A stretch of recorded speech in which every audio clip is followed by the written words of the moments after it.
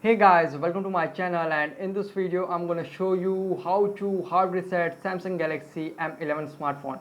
This is helpful for those who have forgotten their password. You can see, okay, to first turn it off, you need to press and hold volume down and power key together until it restart.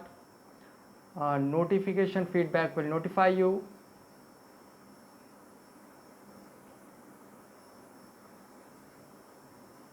And now release. Now press and hold volume up and power key together for few seconds.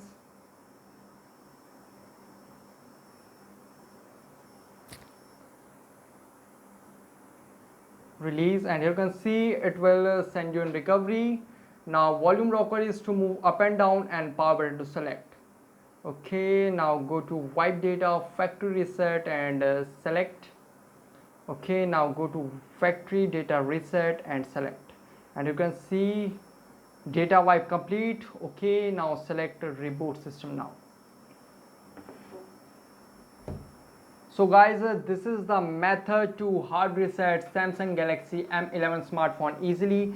Guys, thanks for watching. If you have any query, let me know in comment section below. Please like, share, subscribe, and click on bell icon for latest updates.